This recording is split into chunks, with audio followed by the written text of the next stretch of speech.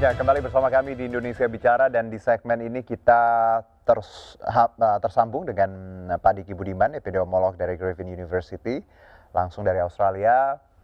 Selamat malam waktu Jakarta. Di Australia jam berapa Pak Diki?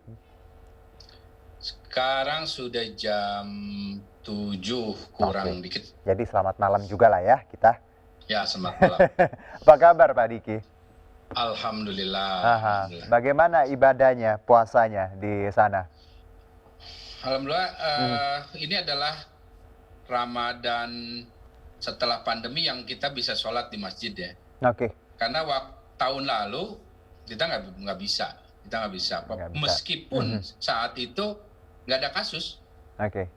Jadi untuk tahun ini lebih baik lah untuk ibadah ya, bisa ke masjid ya, tadi. Alhamdulillah. Alhamdulillah. Baik, Pak Diki, kita bicara mengenai klaster perkantoran di Indonesia Bicara kali ini. Anda tentu mendengar bagaimana peningkatan kasus ini dalam jeda 1 minggu saja dari tanggal yang saya dapat dari sebentar, saya buka dulu dari tanggal 5 hingga 11 ada hanya 157 kasus di 78 perkantoran, lalu di 12 hingga 18 April ya, ini jeda 6 hari. Jumlah positifnya 3 kali lipat di 425 kasus dan 177 perkantoran. Anda melihatnya seperti apa ini? Ya, ini kalau kita lihat dari lonjakannya, ini tepat muncul di minggu kedua ya setelah Ramadan atau di udah belasan lah kalau hitungan masa Ramadan. Betul. Dan ini kalau kita lihat dari perilaku. Bahkan ketika awal Ramadan, ya orang perkantoran ini buka bersama, ada acara bersama, buka bersama, makan bersama, dan pergi bersama. Nah ini yang tentu berpotensi. Ya. Jadi perilaku yang sebetulnya sudah diingatkan ya, ini ternyata juga masih terus dilakukan. Bahkan saat ini pun saya masih mendengar ya, beberapa yang melakukan perilaku pengabaian ini, karena sekali lagi kita masih minim ya masalah kesadaran empati ini yang harus terus kita bangun ya. Dan juga ini bukan hanya masalah di faktor pekerjanya ya, yang mungkin tadinya udah jenuh ini ya, sekarang pengen puasa bikin bukber ya. Nah juga di kantor nih, ya, kantor juga lebih longgar. Yang namanya bekerja di kantor, yang tadi sedianya ada, memang teoritisnya 50-50%, tapi fakta di lapangan itu nggak begitu. Jalanan macet, kantor-kantor juga padat. Ini menunjukkan bahwa sebetulnya bukanlah 50% di rumah, 50% di kantor. Nah ini juga hal yang sangat berkontribusi ya. Ya, Pak Diki yang di Australia saja tahu kabar itu dengan jelas. Kami yang di Jakarta pun sudah sangat biasa untuk lihat jalanan tiba-tiba sudah macet dan sudah padat. Kadang juga nggak percaya dengan angka yang disebutkan bahwa PPKM Mikro 50 work from home, 50 work from office. I don't know where they got the data ya. Tapi ya kenyataannya mungkin tidak seperti itu. Lalu Pak Diki, langkah apa yang bisa kita ambil? Kalau ada usulan dari anggota DPR bahwa harusnya PPKM Mikro digalakan dan ditambah lagi untuk work from home-nya 70% atau 30% yang bisa masuk kantor, seperti apa Pak Diki? Anda melihat? Ya, bahwa PPKM ada, oke lah dilakukan, diperkuat ya. Tapi jangan lupa bahwa apapun nama intervensinya, dia harus sifatnya itu pertama, dia adalah memperkuat strategi mendasar dan utama lah untuk pengendalian pandemi, yaitu di aspek 3T dan tentu 5M. Itu prinsipnya, apapun namanya. Kemudian sifatnya adalah juga bersinergi, baik antar level daerah atau pemerintahan maupun antar sektor. Nah dari dua ini sebetulnya belum optimal ya. Kalau bicara misalnya tadi bicara WFH, WFO, satu konsistensinya juga menjadi masalah ya, bahwa ini ternyata di lapangan tidak seperti itu.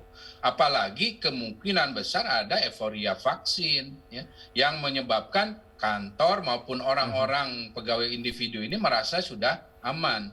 Ini barusan nih saya mendapat laporan ya bahwa ada satu lansia dengan komorbid sudah divaksinasi 2 kali. Baik. Dan sekarang masuk ICU ya, dalam kondisi tidak sadar. Nah ini adalah satu bukti bahwa kita masih dalam menghadapi situasi yang makin serius Saya sampaikan makin serius dengan kelahirnya varian-varian baru. Jadi sudah divaksin pun jangan merasa aman. Karena apa?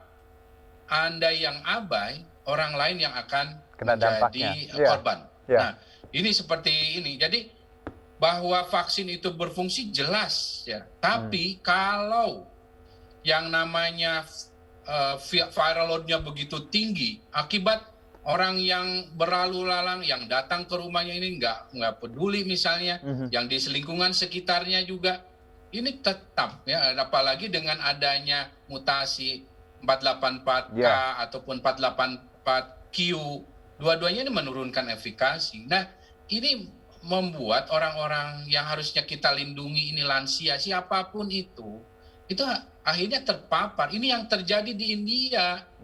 Orang-orang ini adalah korban dari ketidakpedulian dan pengabaian para sebagian masyarakat kita. Nah, terutama ya dewasa muda dan juga yang merasa sudah aman-aman ini. Ini yang harus jadi pelajaran kita. Baik, jadi euforia vaksinasi ini dan juga taat prokes itu yang jadi concern kita bersama ya Pak. Karena kita tahu India sempat jumawa dengan herd immunity-nya Januari, angka yang divaksin tinggi, lalu kolaps dengan begitu banyaknya acara-acara keagamaan dan acara pilkada mereka juga yang tanpa mematuhi prokes. Lalu untuk Indonesia Pak Diki, kita tahu demografinya Indonesia hampir sama. Kita punya culture yang tadi senang berkumpul, banyak juga perayaan besar yang terjadi di tiap bulannya dan juga prokesnya juga masih ya tadi tarik ulur kalau bicara masyarakatnya. Anda melihat apa yang bisa kita lakukan untuk saat ini di Indonesia selain tadi prokes dan juga kebijakan-kebijakan work from home yang harus dibenahi, lalu apalagi agar kita tidak seperti India? Ya, pertama tentu dari pintu masuk dulu ya. Pintu masuk negara ini harus kita perkuat ya. Jadi dari mulai screeningnya maupun karantina nggak cukup 5 hari itu nggak cukup. Saya sudah sampaikan dari tahun lalu bahwa 5 hari itu tidak ada negara yang berhasil mengendalikan pandeminya ya dalam kondisi pandemi COVID-19 ini saat ini yang karantinanya 5 hari nggak ada. Nggak ada. Ya, mau bicara Korea Selatan, misalnya Australia, New Zealand, itu 14 hari. Bahkan Jepang yang saat ini dalam kondisi state emergency ini juga 14 harian. Ya. Nah, ini adalah pintu masuk. Ya. Karena sekali lagi, pengabaian di pintu masuk itu akan memperburuk. Ya. Yang namanya pandemi ini, awalnya itu dikasih dari kasus impor, bukan kasus ya kan adanya di Wuhan, akhirnya masuk ke sini karena kita lalai, abai. Bahkan di awal-awal pandemi kan mantan Menteri Kesehatannya juga merasa bahwa ini nggak akan masuk Indonesia, gitu. Sehingga pasti abai lah, gitu. Jelas. Nah itu. Kemudian setelah pintu masuk, kita juga harus kalau kaitan dengan apa yang terjadi di India sebenarnya ataupun sebetulnya setiap varian-varian yang mencurigakan termasuk yang dari Inggris, itu harusnya ada surveillance retrospektif namanya. Surveillance yang dilakukan setidaknya 2 atau 3 bulan ke belakang dari awak pesawat atau penumpang pesawat yang datang dari negara yang kita jadikan daftar merah itu. Untuk kita lihat siapa yang positif tadi, sudah di genome sequencing belum. Gitu. Ini.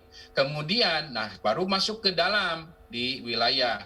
Nah kita yang melegakannya bahwa respon atau strategi untuk merespon setiap varian baru sebetulnya tidak ada perubahan strategi. Tapi yang menjadi masalah adalah harus diperkuat berkali lipat secara kualitas dan kuantitas. Nah, ini yang masih jadi PR Indonesia, ya 3T-nya, 5M-nya, dan termasuk vaksinasi. Baik. Nah, ini yang harus kita lakukan. Baik Pak Diki, sayang sekali waktu kita sudah berakhir, walaupun tadi kita sudah dapat insight-nya dari Pak Diki bahwa perkuat pintu masuk, prokes, dan juga euforia vaksinasi jangan sampai terjadi seperti itu. Semoga masyarakat kita makin dewasa menyikapinya dan makin lebih taat lagi dalam menggunakan masker, jaga jarak, dan tadi hal-hal yang terkait dengan prokes. Terima kasih Pak Diki, salam untuk Sama-sama.